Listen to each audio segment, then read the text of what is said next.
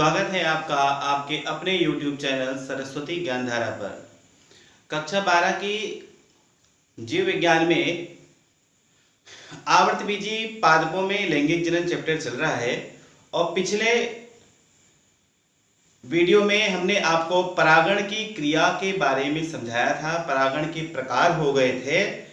परागण के पश्चात निषेचन की क्रिया होती है। आज हम लोग निषेचन के संबंध में पढ़ेंगे। निषेचन आप जानते हैं कि परागण से पूर्व परागकणों का निर्माण होता है। परागकणों में से आपका नर युग्मक बनता है, ठीक है। और मादा युग्मकोद्भिद में अंड कोशिका का निर्माण होता है। तो इन्हीं नर युग्मक और मादा युग्मकों का जो निषेचन हो रहा है, जो संलयन हो रहा है, नर युग्मक और मादा युग्मक जब आपस में मिल जाते हैं तो उनके मिलने की यह क्रिया ही क्या कहलाती है? निषेचन कहलाती है, ठीक है। तो निषेचन होगा किस प्रकार हो रहा है? पहले क्या होगा कि जो आपका जब परागण हो गया, परागण में क्या हुआ कि परागकण किसी पुष्प के वर्तिकाग्र पर पहुंच गए। तो परागकण जब वर्तिकाग्र पर पहुंच जाते हैं तो परागकण का क्या होता है? अंकुरण होता है। परागकण अंकुरित होगा तो उससे पराग नलिका बनेगी और वह पराग नलिका वर्तिका से होती हुई बीजांड तक पहुंच जाती है।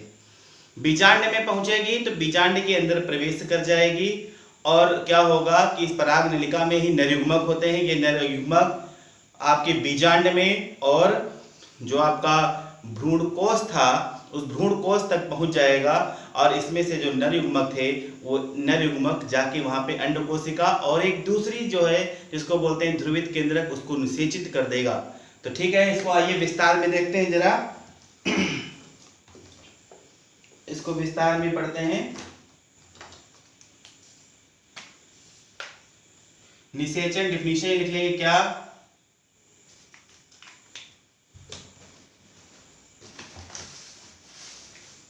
देखेंगे नर तथा मादा युग्मकों के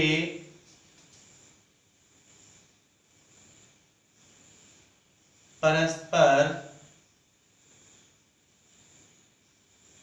संलयन को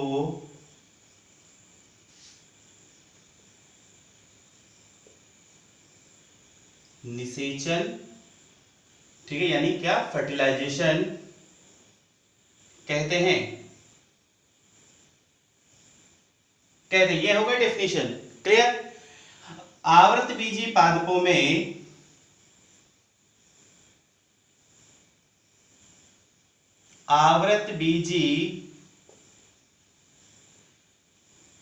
में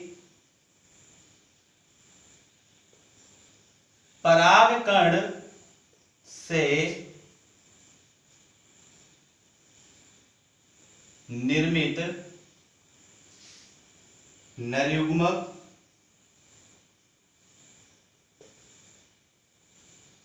तथा जो आपका परागकण था उस परागकण में ही क्या बनते हैं? आपके नर युग्मक बनते हैं। और जो अंड कोशिका है उस अंड कोशिका में क्या बनते हैं? आपके बीजांड में क्या बनते हैं? बीजांड में अंड कोशिका बनती है, क्लियर। नर युग्मक व बीजांड में उपस्थित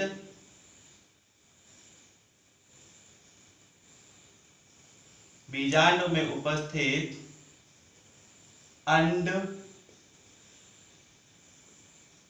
कोशिका के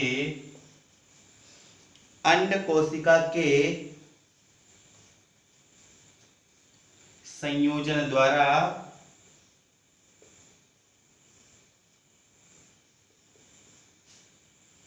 निषेचन की क्रिया संपन्न होती है।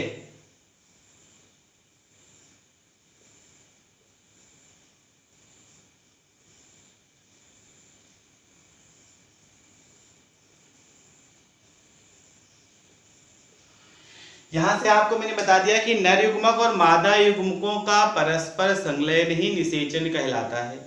ठीक है, आवर्त बीजी पादपों में नर युग्मक का निर्माण कहाँ होता है? परागकण में होता है। और मादा युग्मकों का निर्माण कहाँ होता है? जो आपका बीजांड है, उस बीजांड में जो अंड कोशिका होती है वही क्या होती है? मादा युग्मक। तो इन दोनों का परस्पर संलयन से ही आवर्त बीजी पौधों में निषेचन की क्रिया होती है। क्लियर? आवर्त बीजी पादपों में आवर्त बीजी पादपों में निषेचन की खोज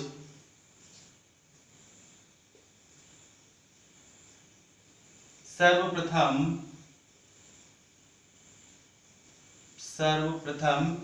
वैज्ञानिक का नाम याद रखेंगे, स्ट्रासबर्गर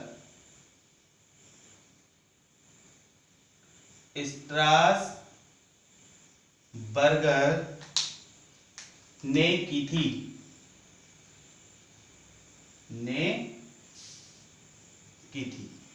यानी प्रश्न यहां से बनता है क्या कि निषेचन आवर्त बीजी पादपों में निषेचन की खोज किस वैज्ञानिक ने की थी? तो आपका आंसर होगा क्या?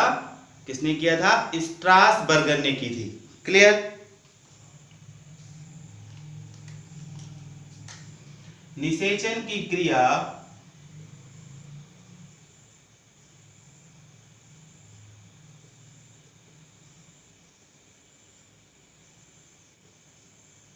निम्नलिखित प्रकार से होती है।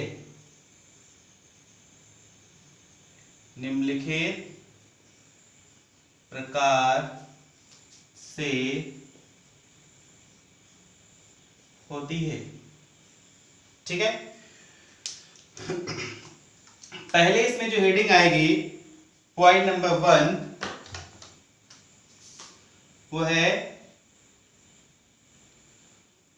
परागकण का वर्तिकाग्र पर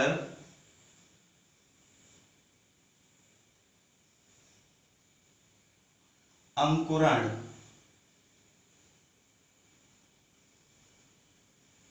परागकण का वर्तिकाग्र पर अंकुरण।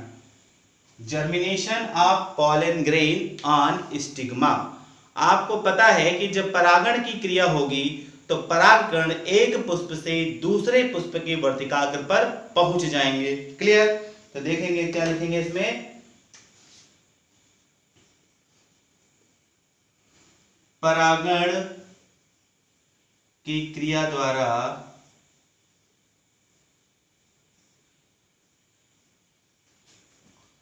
वर्तिकाग्र पर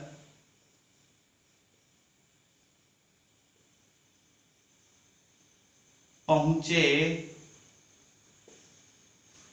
परागकण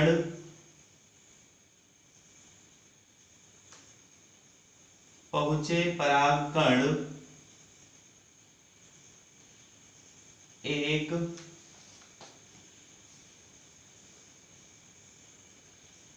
सर्करीय विलयन, शर्करा का विलयन होता है, सर्करीय विलयन को अवशोषित कर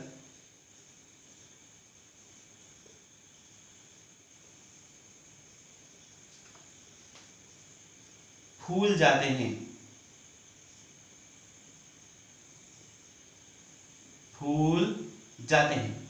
ठीक है, परागण की क्रिया होगी तो परागकण वर्तिकाग्र पर पहुंच जाएगा और वर्तिकाग्र पर जब पहुंचेगा तो वर्तिकाग्र पर उपस्थित एक शर्करा का विलयन होता है, उस शर्करा के विलयन को जब अवशोषित करेगा तो क्या हो जाएगा? फूल जाएगा। और जब फूल जाएगा तो क्या होगा? परागकण की संरचना में मैंने बताया था कि परागकण के चारों ओर 2 स्तर होते हैं। बाहर वाला आवरण कहलाता है आपका एक्साइन और अंदर वाला कहलाता है इंटाइन। एक्साइन को हिंदी में कहते थे क्या? बाह्यचोल। और अंदर वाले आवरण को यानी इंटाइन को बोलते थे अंतःचोल। बाह्य चोल पर कुछ स्थानों पर कुछ छिद्र पाए जाते हैं, मेनली ये 2 से 3 होते हैं। तो बाह्य चोल पे 2 से 3 जनन छिद्र पाए जाते हैं। इन जनन छिद्रों के द्वारा ही अंतःचोल बाह्य जल को भेजते हुए बाहर की ओर निकल आता है, जिससे एक नलिका का निर्माण होता है। इस नलिका को ही क्या कहते हैं? पराग नलिका। और ये पराग नलिका के निर्माण की प्रक्रिया ही क्या कहलाती है? परागकण का अंकुरण। क्लियर? तो देखेंगे, अवशोषित कर फूल जाते हैं परागकण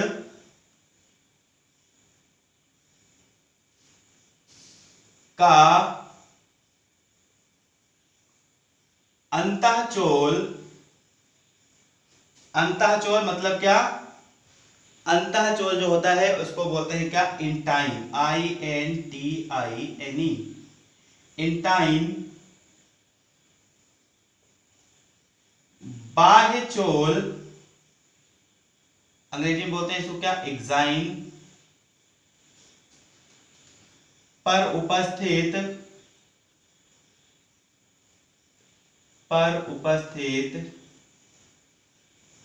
किसी एक जनन छिद्र द्वारा, जनन छिद्र को भेद कर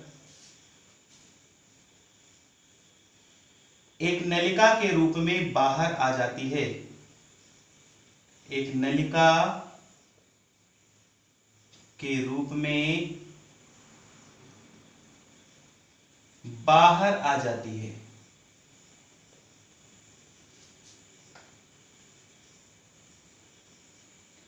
इस नलिका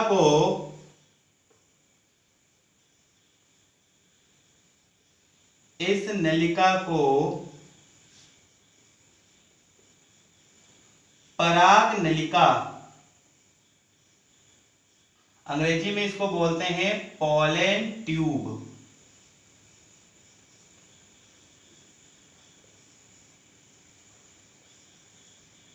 कहते हैं। ठीक है?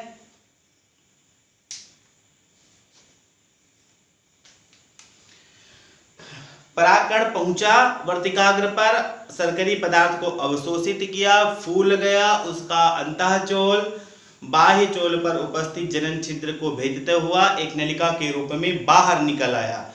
इस बाह्य के जो नलिका बन रही है, इस नलिका को ही बोल रहे हैं क्या? पराग नलिका। यानी कि क्या बोल रहे हैं इसको? पॉलन ट्यूब कह रहे हैं। ठीक है?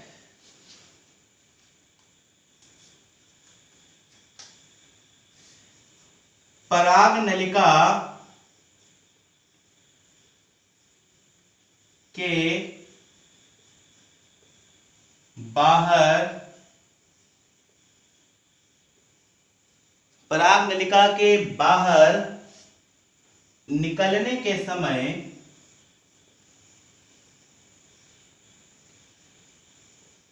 परागकण का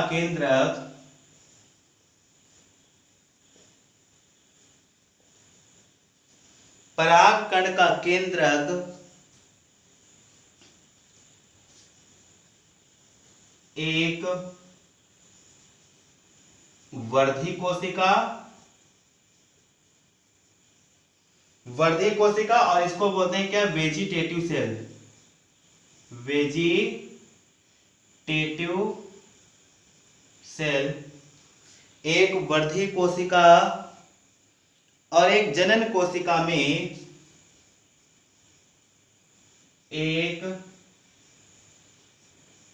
जनन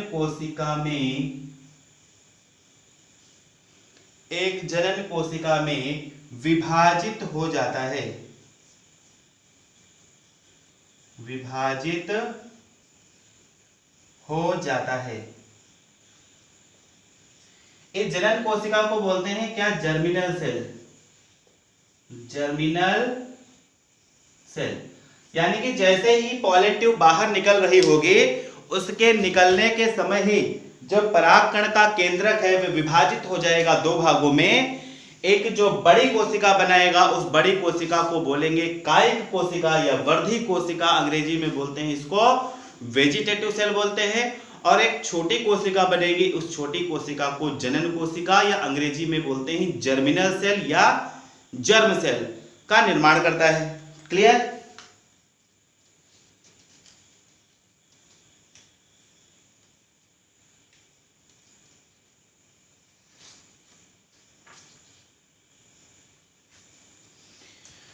ये इतना जो पोर्शन है यही क्या है, पराग कण से पराग नलिका के निर्माण की प्रक्रिया ही क्या कहलाती है, क्या कहलाती है आपके पराग कण का अंकुरण। ठीक है, तो पराग कण का वर्तिकाग्र पर अंकुरण हो गया।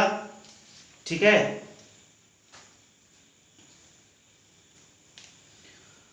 परागकण जब अंकुरित हो जाएगा तो जो वहां मैंने बताया आपको कि जो पराग नलिका बनेगी वो पराग नलिका वर्तिका के अंदर प्रवेश करती हुई कहां तक पहुंचेगी, अंडाशय में पहुंचेगी।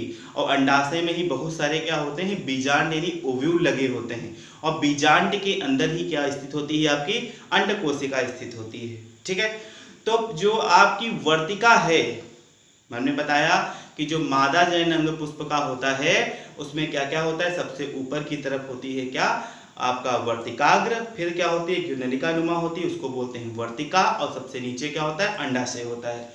वर्तिकाएं 3 प्रकार की होती हैं। वर्तिका कितने प्रकार की होती है, 3 प्रकार की। खुली वर्तिका, बिल्कुल ओपन वर्तिका, उसमें क्या होगा कि पूरा की पूरी वर्तिका जो क्या होगी वो खोखली होगी, उसमें बीच में बिल्कुल पूरी तरीके से कुछ नहीं होगा। तो वहां जब पराग नलिका जब बन जाती है तो पराग नलिका उसी वर्तिका में अंदर होती हुई बीजांड तक पहुंच जाती है। ठीक है, ये तो हो गई खुली वर्तिका, ओपन स्टाइल। दूसरे जो होती है आपकी आधी खुली वर्तिका। आधी खुली वर्तिका में क्या होता है कि कुछ भाग में उस वर्तिका के कुछ ऊतक पाए जाते हैं, उस ऊतक के कारण उसका रास्ता थोड़ा कभी कभी क्या होता है, ब्लॉक होता है। ठीक है, तो वहां से वर्तिका निकल के अंदर चली जाती है। तीसरी जो वर्तिका होती है बंद वर्तिका, क्लोज्ड स्टाइल। वो बंद वर्तिका में क्या होगा, वो पूरी तरीके से उसमें कोशिकाएं सटी सटी स्थित होती हैं, ऊतक पाए जाते हैं। इसमें वर्तिका कैसी जाएगी कि इन कोशिकाओं के बीच में जो अंतरा कोशिकीय स्थान होते हैं, उन अंतरा कोशिकीय स्थान से होती हुई वर्तिका बीजांड तक पहुंच जाएगी। तो ये हो गया आपका परागकण का अंकुरण। तो परागकण का जब अंकुरण हो जाएगा, परागकण का अंकुरण, परागकण के अंकुरण में आपको हम थोड़ा सा बता दें, आपको बताया था कि ये देखें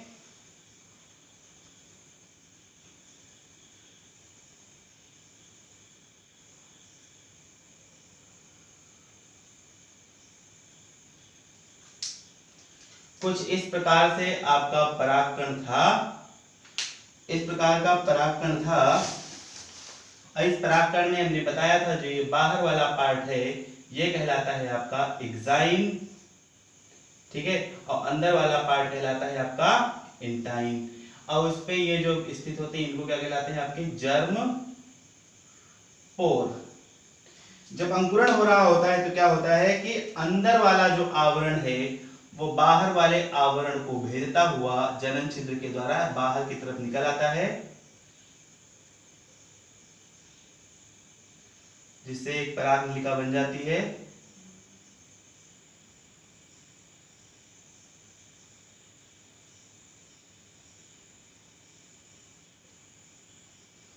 इस प्रकार से यहाँ पे ये आपका हो गया, वही चीज है ये एक्साइन, और ये आपका इंटाइन। एक्साइन मतलब बाह्य चोल, इंटाइन मतलब अंतः चोल, और ये आपकी पराग नलिका बन जाएगी, इसको बोलेंगे पोलन ट्यूब। ठीक है, इसके अंदर का जो केंद्रक था वो विभाजित हो जाएगा और विभाजित होकर 2 कोशिकाओं का निर्माण करेगा। ठीक है, विभाजित होकर इसका केंद्रक जो था वो 2 कोशिकाओं का निर्माण करता है। और इनमें बताया आपको मैंने कि जो 2 कोशिकाएं बनेंगी, जो 2 कोशिकाएं बनती हैं उसमें आपकी एक सेल जो होगी वो क्या होती है, आपकी जो बड़ी सेल होगी वो बड़ी सेल कहलाती है क्या, आपके वेजिटेटिव सेल। और जो छोटी सेल होती है वो कहलाती है आपकी जर्मिनल सेल। ठीक है, तो ये हो गया आपका परागकण का वर्तिकाग्र पर अंकुरण। परागकण का वर्तिकाग्र पे अंकुरण हो जाएगा, इसके बाद क्या होगा, अब आगे देखें दूसरा स्टेप क्या होगा इसका।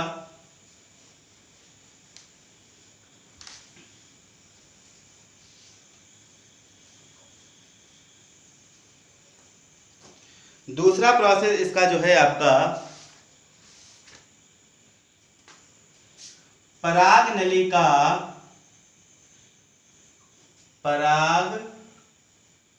नलिका बीजांड में प्रवेश, बीजांड में प्रवेश, entry of pollen tube in ovule, entry of pollen tube in ovule. जब पराग नलिका बन गई वो वर्तिका से होती हुई कहां पहुंचेगी, अंडाशय में पहुंच जाएगी। अब अंडाशय में पहुंचने के पश्चात फिर वो बीजांड के अंदर प्रवेश करेगी। तो बीजांड में कैसे जाएगी, बीजांड में प्रवेश करने के 3 रास्ते होते हैं, यानी 3 प्रकार से। ठीक है, ये आप इसको सेकेंड पॉइंट डाल लेना पहले इसको, ये आपका सेकेंड हेडिंग है। देखेंगे बीजांड में पराग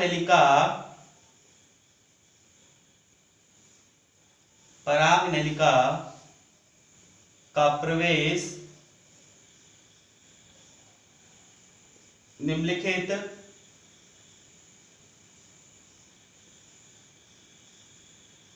निम्नलिखित 3 प्रकार से होता है, 3 प्रकार से होता है। यानी पराग नलिका बीजांड के अंदर 3 प्रकार से प्रवेश कर सकती है। पहले तीनों के नाम देख ले, नंबर 1, 2 और 3। नंबर 1 होगा आपका अंडद्वारी प्रवेश, अंडद्वारी प्रवेश। दूसरा होगा आपका निभागी प्रवेश, निभागी प्रवेश। और तीसरा जो आपका है वो है अध्यावरणी प्रवेश, अध्यावरणी प्रवेश। इन 3 प्रकार से पराग नलिका बीजांड के अंदर प्रवेश करती है। तीनों को जरा हम अलग अलग देख लेते हैं। जरा ये पॉइंट कुछ अलग टाइप से आप डाल लें। ठीक है, ये फर्स्ट हो जाएगा, ये सेकेंड और ये आपका थर्ड। पराग नलिका का बीजांड में प्रवेश 3 प्रकार से हो सकता है। इन तीनों को जरा हम लोग अलग अलग पढ़ेंगे, देख लेंगे जरा। ये फर्स्ट आपका क्या है, पहला है अंडद्वारी प्रवेश, अंडद्वारी प्रवेश। और इसको अंग्रेजी में बोलते हैं क्या, पोरोगैमी, POROGAMY।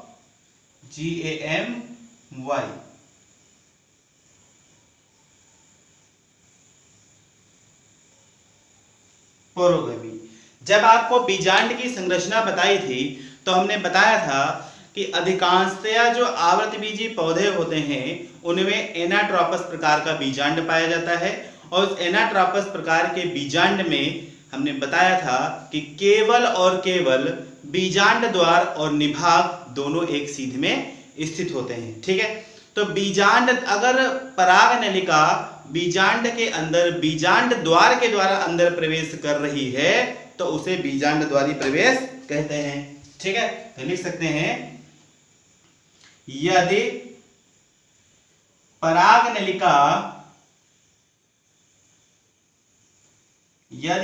नलिका बीजांड में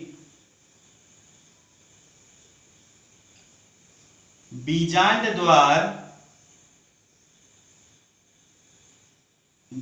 द्वार अंग्रेजी में इसको क्या बोलते थे, माइक्रोपाइल। बीजांड द्वार से प्रवेश करती है तो इसे अंडद्वारी प्रवेश कहते हैं। अंडद्वारी प्रवेश मतलब आपका पोरोगैमी।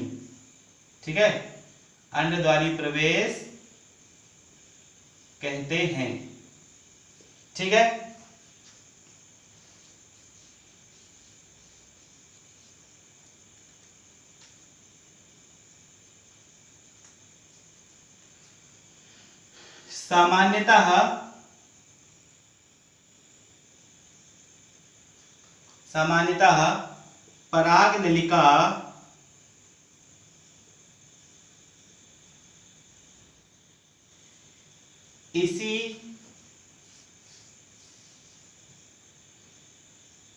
सामान्यतः परागनलिका इसी ऐसे ले सकते हैं, सामान्यतः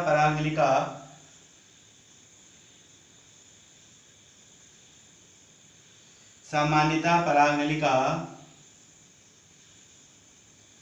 अंड द्वारा ही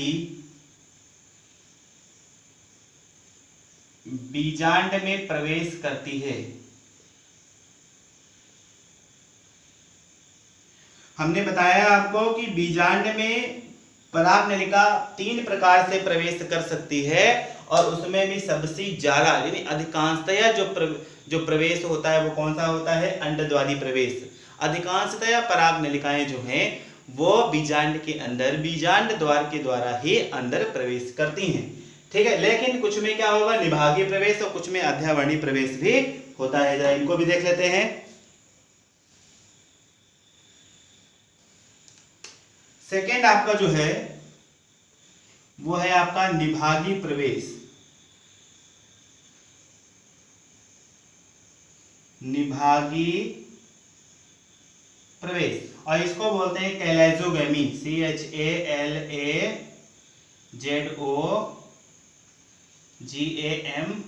कैलेजोगैमी।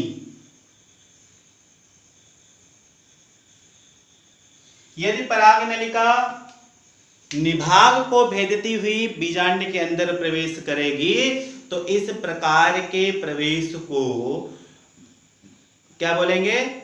उसको बोलेंगे निभागीय प्रवेश बोलेंगे। ठीक है, तो लिख सकते हैं क्या? यदि परागनलिका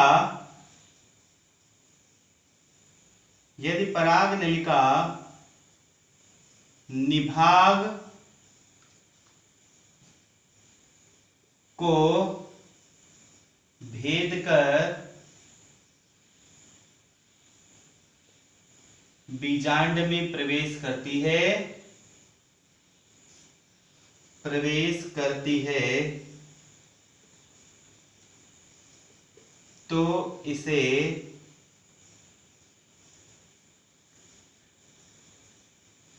निभागीय प्रवेश कहते हैं। ठीक है, अगर निभाग को भेद करके अंदर जाएगी तो निभागीय प्रवेश यानी कि कैलेजोगैमी। ठीक है, तीसरा जो आता है वो तीसरा क्या है आपका? अध्यावरणीय प्रवेश। यदि अध्यावरण को भेद करके अंदर जाएगी तो अध्यावरणीय प्रवेश हो जाएगा। ठीक है, देख लेते हैं ना तीसरा।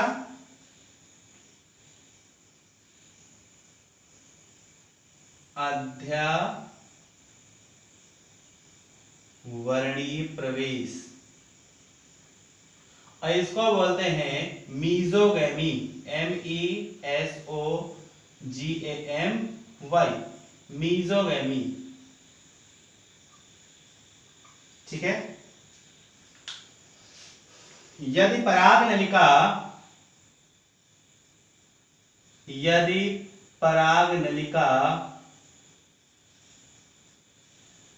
अध्यावरण को अंग्रेजी में बताया था, क्या लिखते हैं? इंटेगुमेंट्स। ठीक है, यदि परागनलिका अध्यावरण को भेद कर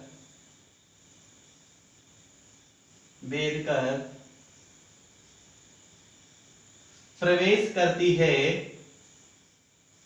कहां प्रवेश करेगी? बीजांड के अंदर प्रवेश करती है तो इसे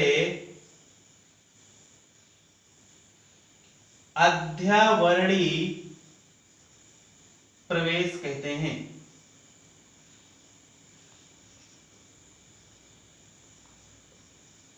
तो इसे अध्यावरणीय प्रवेश कहते हैं। ठीक है, तो ये थी पराग नलिका का बीजांड में प्रवेश। पराग नलिका बीजांड में 3 प्रकार से प्रवेश कर सकती है, चाहे वो बीजांड द्वार के द्वारा अंदर जाए, चाहे वो निभाग को भेद के अंदर पहुंच जाए, या फिर क्या हो सकता है, या वो अध्यावरण को भेद कर जाए। अगर बीजांड द्वार के द्वारा अगर अंदर जा रही है तो उसको बोलते हैं पोरोगैमी। अगर निभाग की तरफ से जा रही है तो उसको बोलते हैं कैलेजोगैमी। और यदि अध्यावरण को भेद कर अंदर पहुंचती है तो उसे बोलते हैं क्या, मीजोगैमी। तो 3 विधियां हैं। इन तीनों विधियों में अधिकांशतया जो आवर्तबीजी पादपों में पराग नलिका जो है वो प्रवेश करती है। कौन से विधि द्वारा? अंडद्वारी प्रवेश। ठीक है, अंडद्वारी प्रवेश ही सबसे ज्यादा कॉमन होता है आवर्तबीजी पादपों में। क्लियर? इसके बाद आपका होता है, जब ये हो जाएगा, तीसरा पॉइंट आएगा, देखेंगे आप, पराग नलिका जो आपकी बीजांड में प्रवेश कर चुकी है, अब बीजांड में प्रवेश करने के पश्चात वो कहां प्रवेश करेगी? भ्रूणकोश में प्रवेश करेगी। क्लियर? पराग नलिका का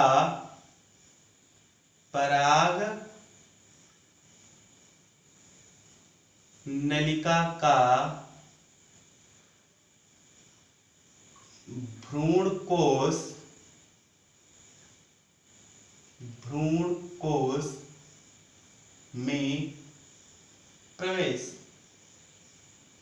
entry of pollen tube in embryo sac. भ्रूणकोश को क्या बोलते हैं? एम्ब्रियो सैक बोलते हैं। ठीक है, तो पराग नलिका का भ्रूणकोश में प्रवेश। जब पराग नलिका बीजांड में प्रवेश कर जाएगी, चाहे वो किसी विधि द्वारा जा रही हो, चाहे वो बीजांड द्वारी प्रवेश हो, चाहे वो निभागी प्रवेश हो या अध्यावरणी प्रवेश हो, इन तीनों विधियों के द्वारा जब वो अंदर पहुंच जाएगी बीजांड के अंदर, तो बीजांड का जो मध्य भाग होता है वो थैलीनुमा संरचना होती है। उस थैलीनुमा संरचना को ही क्या बोलते थे? भ्रूणकोश बोलते थे। भ्रूणकोश में आपकी 8 कोशिकाएं स्थित होती थी, 8 प्रकार की, मतलब बीचों बीच में 2 ध्रुवित केंद्रक थे। नीचे बीजांड द्वार की ओर में बीच में थी अंड कोशिका, और उसके एक इधर और एक इधर क्या थी? सहायक कोशिकाएं थी। ऊपर कैलेजा की तरफ जो निभाग की तरफ 3 कोशिकाएं थी, उनको क्या बोलते थे? प्रतिमुखी कोशिकाएं। तो ये आपका क्या था?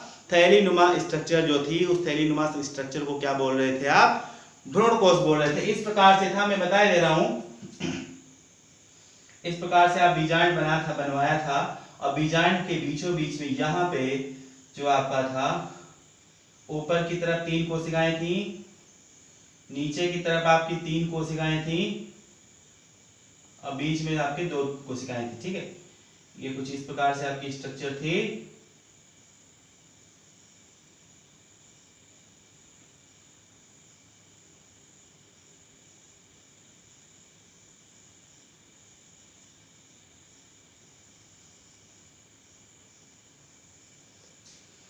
कुछ इस प्रकार से बीजांड के स्ट्रक्चर जब हमने आपको पढ़ाई थी, तो बीजांड पढ़ाया था मैंने आपको, और इस बीजांड में मैंने आपको बताया था कि ये जो पार्ट था ये आपका था क्या? निभाग, या इसी को बोलते थे क्या? कैलेजा। ये जो था आपका, ये जो बनी हुई लाइनें दिख रही हैं आपकी, ये क्या है? आपके अध्यावरण, या इसी को बोलते हैं क्या अंग्रेजी में? इंटेगुमेंट्स। ठीक है, ये जो आपका था, इसी को क्या बोलते हैं? आपका बीजांड द्वार, ये इसको बोलते हैं क्या? माइक्रोपाइल। ठीक है, तो अभी अगर देखें, अगर पराग नलिका आपकी, पहले बीजांड की बात कर ले, अगर पराग नलिका आपकी बीजांड द्वार को भेद करके, अगर आपकी पराग नलिका बीजांड द्वार को भेद करके अंदर जा रही है, ठीक है, ये आपकी पराग नलिका है, तो आपका जो प्रवेश होगा उसको क्या बोलेंगे आप? अंडद्वारी प्रवेश, यानी अंग्रेजी में इसको क्या बोलते हैं? पोरोगैमी।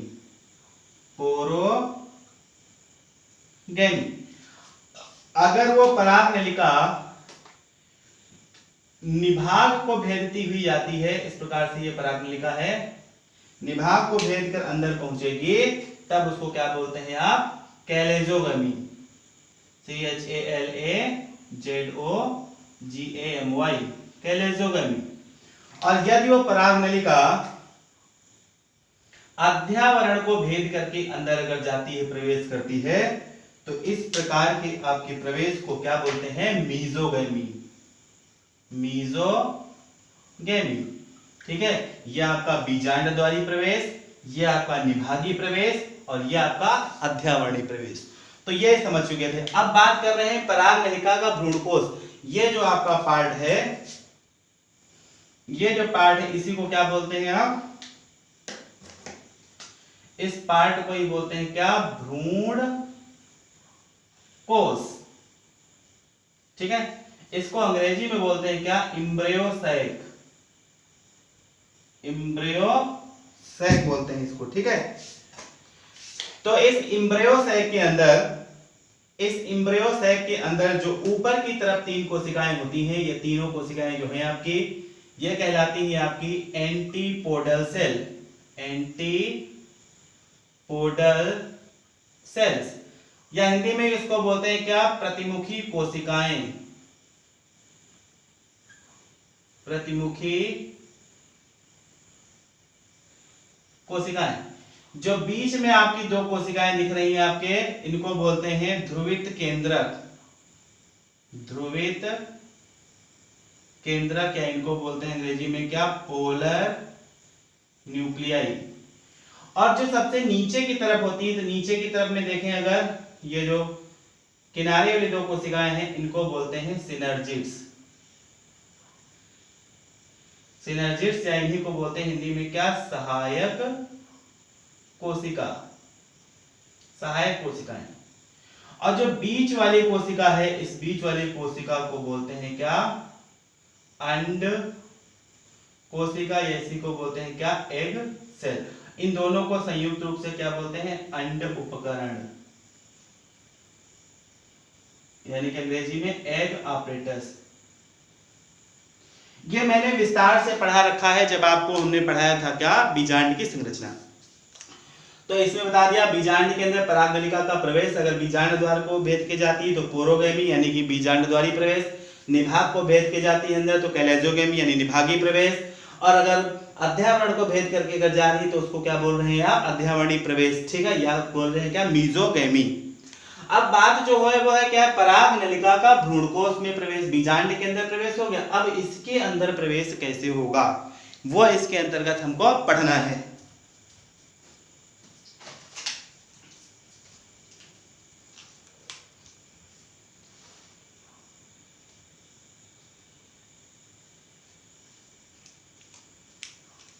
देखेंगे जरा इसको,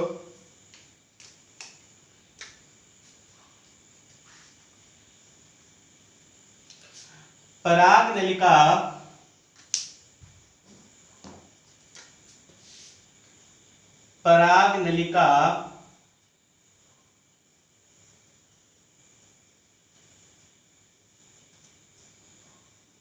बीजांड में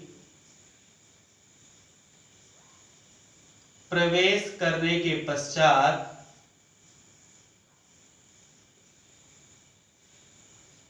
बीजांड में प्रवेश करने के पश्चात बीजांड काय को भेदती हुई, बीजांड काय को भेदती हुई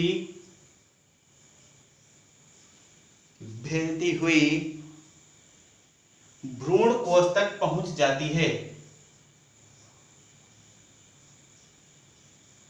भ्रूण कोश तक पहुंच जाती है। यहां एक वर्ड आया है, क्या आया है आपका, बीजांडकाय।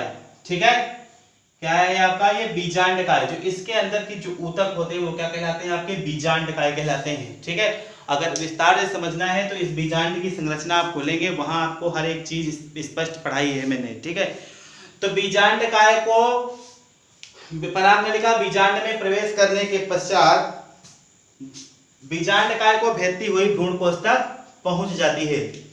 ठीक है, पराग नलिका का अंतिम सिरा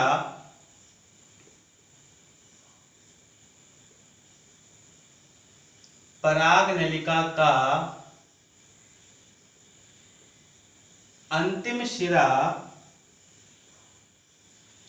पराग नलिका का अंतिम सिरा अंड उपकरण में, अंड उपकरण की बात बता चुका हूं कि सहायक कोशिकाएं और अंड कोशिका संयुक्त रूप से क्या कहलाती है, अंड उपकरण। तो अंतिम सिरा अंड उपकरण में एक सहायक कोशिका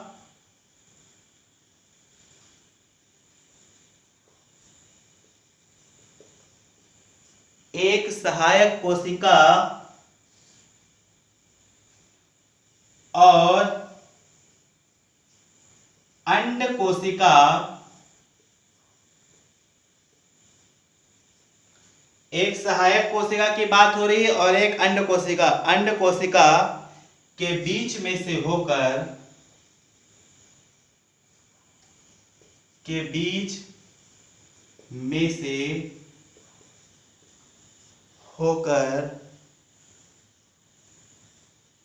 या सहायक कोशिका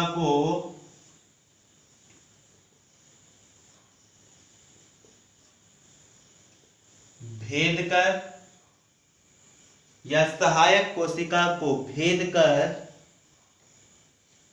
भ्रूण कोश में प्रवेश करती है।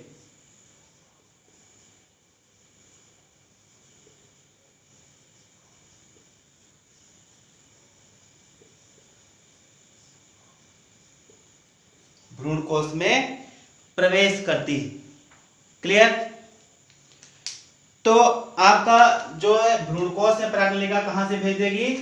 कह रहे हैं जो ये अंड उपकरण जो है, इस अंड उपकरण में जो आपकी अंड कोशिका है और जो सहायक कोशिका है, उस अंड कोशिका और एक सहायक कोशिका के बीच से, इसके बीच से होती हुई पराग नलिका आपकी अंदर पहुंच जाएगी। ऐसे पहुंच सकती है वो, या फिर कह रहे हैं क्या दूसरा क्या है कि इस पराग जो आपकी सहायक कोशिका है, इस सहायक कोशिका को भेद कर ही इसके ऊपर से वो अंदर जा सकती है। ठीक है, तो भ्रूण कोश में पराग नलिका दो प्रकार से अंदर जा सकती है कि अंड उपकरण में एक अंड कोशिका और एक सहायक कोशिका, उन दोनों के बीच से होती हुई अंदर पहुंच जाए। या फिर दूसरा प्रोसेस क्या है कि किसी एक सहायक कोशिका के ऊपर से उसको भेदती हुई वो आगे निकल जाए। तो इस प्रकार आपकी पराग नलिका बीजांड के अंदर और बीजांड के बाद भ्रूणकोश के अंदर पहुंच जाती है। ठीक है, इस पहुंच जाने के पश्चात अब आगे की क्रिया क्या होगी? द्विनिषेचन होगी। जो क्रिया, इस क्रिया के बारे में, इसके आगे के बारे में अब अगले वीडियो में हम आपको पढ़ाएंगे। तो आशा है ये आज आपका वीडियो अच्छे से समझ में आ जाएगा। इस वीडियो को अंत तक देखेंगे, वीडियो को लाइक करेंगे और जो है वीडियो को अपने दोस्तों में शेयर कर देंगे। और हाँ, यदि अभी तक आपने इस चैनल को सब्सक्राइब नहीं किया है तो इस चैनल को सब्सक्राइब कर लेंगे और बेल आइकन का बटन दबा देंगे। जैसे ही मैं वीडियो अपलोड करूंगा वैसे ही आपको तुरंत इसका नोटिफिकेशन प्राप्त हो जाएगा। अगर ये वीडियो ये समझने में आपको दिक्कत आए तो थोड़ा सा जो पीछे के वीडियो जिसमें मैंने बीजांड की संरचना पढ़ाई थी, उस बीजांड की संरचना और बीजांड के प्रकार वाला वीडियो आप लोग अवश्य देख लेंगे तो यह वीडियो आपको बहुत अच्छे से समझ में आ जाएगा। यहाँ तक भी आप अगर अच्छे से समझ लेंगे तो जब आगे वाले वीडियो में जब आपको मैं द्विनिषेचन पढ़ाऊंगा, इसके बाद क्या होगा, द्विनिषेचन की क्रिया होगी, तो वह आपको अच्छे से समझ में आ जाएगी। तो ठीक है, बने रहिए और देखते रहिए सरस्वती ज्ञानधारा। Thank you.